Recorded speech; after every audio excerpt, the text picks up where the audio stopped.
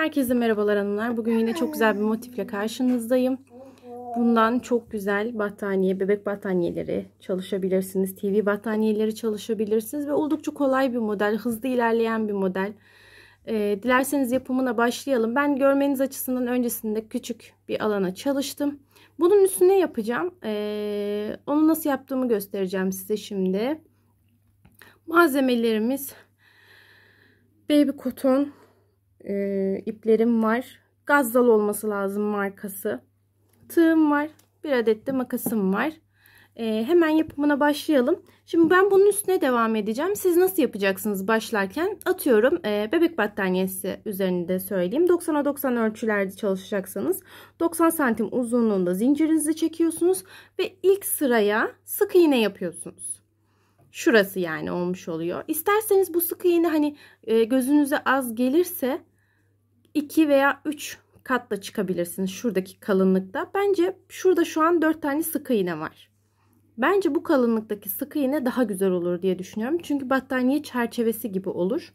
Kalın olması daha iyi. Şöyle ince düşündüğünüzde benim gözüme çok hoş gelmedi. Ama kalın çalıştığınızda sanki bir çerçevenin içinde bir motif varmış gibi daha şık durabilir. Siz şimdi 90 santim uzunluğunda zincir çekeceksiniz. Ne kadar kalınlıkta istiyorsanız çerçevesini o kadar kat sık iğne. Dediğim gibi şurası 4 katlı bir sık iğne. Yani şöyle zinciri çektim. Bir sık iğne gittim, arkaya çevirdim. Bir sık iğne gittim, arkaya çevirdim. Bir sık iğne gittim, tekrar çevirdim. Bir sık iğne gittim. Bu şekilde 4 tane sık iğne demiş oluyorum. Şurası mesela tek katlı bir sık iğne. Ama ben şu an mesela müşterimin siparişi var. Onun için kalın bir sık iğne ile başlayacağım. Şimdi motifimi nasıl yaptığımı anlatacağım size. Şimdi ipimi sabitlemek için bir tane zincir çekiyorum. Ah pardon, bir saniye. İpim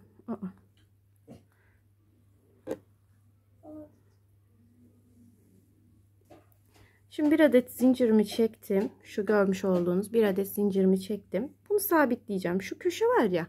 Oraya geliyorum. Bunu altından geçiriyorum. Bu şekilde çıkarıyorum. Bir tane sabitleme zincir çekiyorum. Şimdi bilmeyenler için ilk önce bir sık iğne çalışacağız. Nasıl yapıyoruz? Şu zincirde de aynı bu şekilde boşluklar olmuş olacak siz ilk başladığınızda. Onun üzerine her bir deliğe batıyorum, doluyorum, çekiyorum. Yanındakine batıyorum, doluyorum, çekiyorum. Yanındakine battım, doladım, çektim. Bir tane daha yapalım. Battım, doladım, çektim.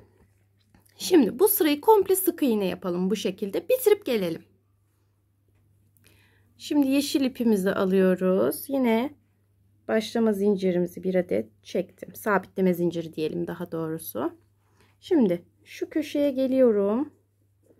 Batıyorum. Tabi yaptığımız sık iğnenin ipini kestik bu arada. Buradan çekiyorum. 1, 2, 3 tane zincir çektim şu anda. Tamam mı? Şimdi başını doluyorum. Bir ikinci deliğe. Sadece en başta ve en sonda yaparken bu işlemi ikinci deliğe, diğer adımlarda üçüncü deliğe. En başta ve en sonda ikinci deliğe. Başını doladım, çektim. 1, 2. Şurada bir üçgen oldu, gördünüz mü? Şimdi bir zincir çekiyorum. Başını doluyorum. Aynı yere tekrar batıp 2 kere de çektim. Bu şekilde.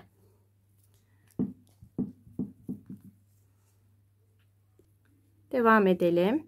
Şimdi demek istediğim şuydu. Burada başladığımızda ikinci deliğe giriş yapmıştık ya, artık üçüncü deliklere. Başımı doladım. Bir değil, iki değil, üçüncü deliğe girdim. 2 kere de çekiyorum. Bir zincir çektim. Başını doladım. Aynı noktaya tekrar giriş yapıyorum. 2 kere de çektim. Şimdi başını doladım. Birinci değil, ikinci değil, üçüncü deliğe battım. 2 kere de çektim. Bir zincir çektim. Başını doladım. Aynı noktaya tekrar ikili trabzanımı yaptım. Bu şekilde. Şimdi başımı doladım. Tekrar son bir kez yapayım. Birinci değil, ikinci değil, üçüncü boşluğuma battım. İkili trabzan yapıyorum. Bir tane ara zincir çekiyorum. Başını doluyorum. Aynı noktaya tekrar giriş yaparak ikili trabzanımı yapıyorum. Şimdi göstereyim size. Şimdi şöyle bakın. Şu aralarda zincir yok. Baş doladık. Şu üçgenlerin arası var ya, onlarda bir zincir var. Tekrar yapalım yine. Şu ara bahsetmiştim. Yani baş doladığım ara burası.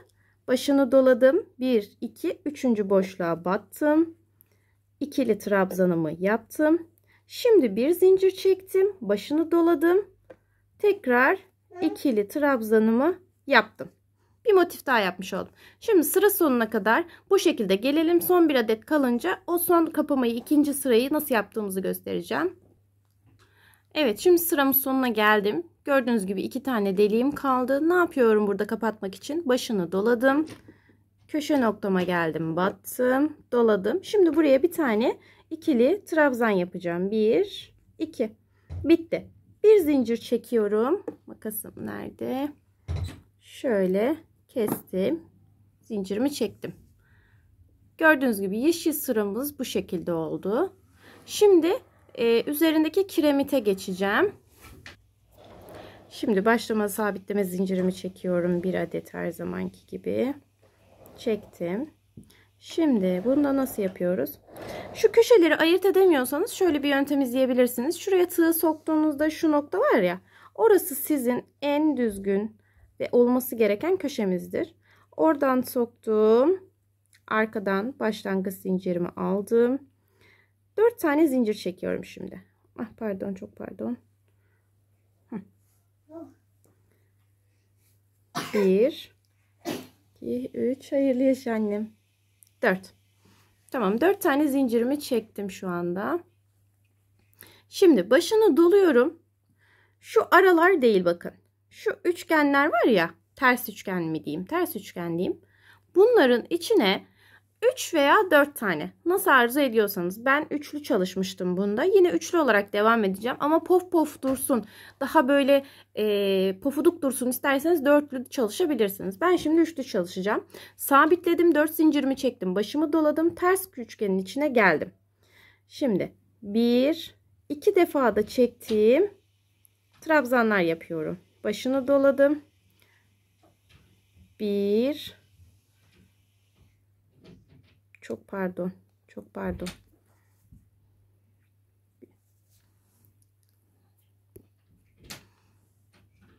Başını doladım. İkisini bir aldım. Başını doladım. Tekli trabzan gibi düşün ama bol bırakacaksınız. Uzun bırakacaksınız. Başka bir motife gitti aklım, kusura bakmayın. İkisini birlikte aldım. Başını doladım. İkisini birlikte aldım. Hepsini birden çekeceğim. Bir sabitleme zincirini çektim. Şimdi tekrar yapalım. Diğer motife dediğim gibi aklım kaydı, kusura bakmayın. Şimdi nasıl yapacağımı tekrar söyleyeceğim. Şimdi aralarda 2 zincirim var. Başını doladım. Yine bu ters üçgene geldim. Yani uzun bıraktığım tekli trabzan gibi düşünün. Çalışacağım ve her almamda 2 ilmeğini alacağım. Başını doladım. Ters üçgene giriş yaptım. Çektim. Bu birinciydi. Başını doladım. Tekrar giriş yaptım. Bakın 2 tanesini birden alıyorum. Netleştirelim. Başını doladım. İkisini birden aldım. Şimdi hepsini birden çektim. 1, 2 zincir. Tekrar çalışalım. Başını doladım. Bir saniye. Başını doladık. Ters üçgene giriş yaptık. Bir tanemizi aldık. Başımı doladım. Tekrardan ikisini, 2 tane şu ne diyeyim ona, halka var ya, onu birden alıyoruz. Başını doladım. Yine ikisini birden aldım. Ve hepsini birden çektim. 1, 2. Tekrar yapalım. Son kez. Başımı doladım. 2 zincirden sonra ters üçgene giriş yaptım. Bir kere de çektim. Başımı doladım. İkinciyi çektim. Başımı doladım. Üçüncüyü çektim. Bakın şöyle çekerken iki tane şey var ya, orayı görüyorsunuz değil mi? Bakın ikili. Sondaki ikiyi yapmış oldum. Şimdi tek seferde çektim. Tekrar 2 zincir. Bakın. Bu şekilde olacak. Şimdi sıra sonuna kadar bu şekilde gelelim. Şimdi sıramın sonuna geldim. Sıramın sonunda son gülümü yaptım. Çiçeğimi mi gülümü artık ne dersek. Yaptıktan sonra ne yapıyorduk? 2 zincirimi çekiyorum. Başımı doluyorum. Şu ilk başladığım yeşil var ya, köşe. Oraya battım. Çıkardım. Ve ikili trabzan yapıyorum bir adet. 1, 2. Bir tane sabitleme zincirimi çektim. Ve yine kestim. Bakın bu sırada bitmiş oldu. Şimdi krem rengi bej rengi ipimi alacağım. Şu ara katı nasıl yaptığımızı, nasıl bir yol izlemeniz gerektiğini göstereceğim. Pardon. Şimdi sabitleme zincirimi çektim. Hemen motifimi alıyorum. Ne yapıyorduk? Kolay köşeyi bulmak için şuradan giriş yapıyorum. Şurası köşe. Buradan giriş yapıyoruz. Bir tane sabitleme zincirimizi çekiyoruz şimdi. Evet. Şimdi sık iğneleri çalışacağız. Şu boşluklarda bir sık iğne, 2 sık iğne yapıyoruz. Boşluklarda 2 sık iğne, motiflerin tepesine de 1 sık iğne. Şimdi şu motifin üstündeki hemen ilk ara var ya, şöyle göstereyim. Şurası bakın. Hemen üstü, tepesi. Oradan da giriş yapıp bir adet sık iğne çalışıyorum. Şimdi aradaki boşluğa geldim. Oralara 2 sık iğne çalışıyorum. Motifimin üzerine geliyorum. Uç noktası şuradan buluyorum. Şöyle baktığınızda görebilirsiniz. Şu 2 tane zinciri ama alın, tamam mı? Yani tek zincir almayın, boşluk olur, kötü gözükür.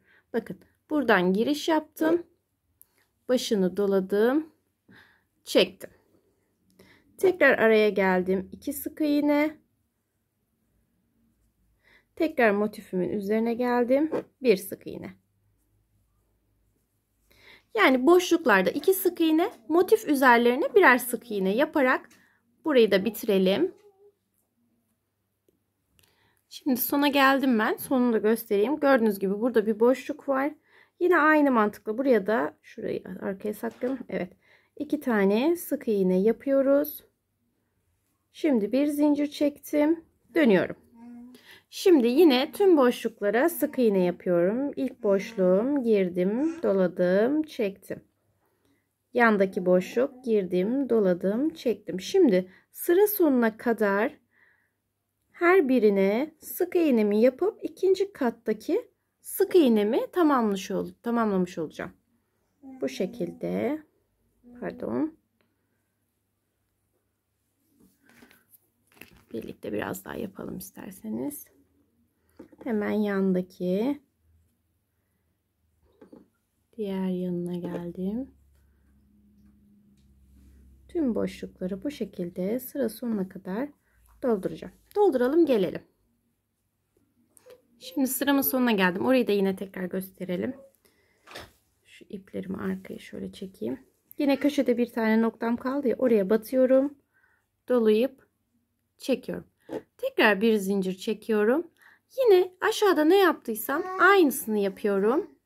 Her boşluğa girip sık iğnemi tamamlıyorum. Bu şekilde. Şimdi bu sıradaki sık iğneyi bitirdiğimde, eğer bu kalınlıkta istiyorsanız tabii, bu sıradaki sık iğneyi bitirdiğimde arkaya döneceğim. Bir sıra daha sık iğne yapacağım. Sonra tekrar yeşille aynı mantıkla motifime başlamış olacağım. Umarım beğenmişsinizdir. Biz çok severek çalışıyoruz. Bundan çok güzel battaniyeler oluyor. Özellikle kalın iple yaptığınızda daha pofuduk pofuduk duruyor. Daha şık oluyor. Dolgun duruyor.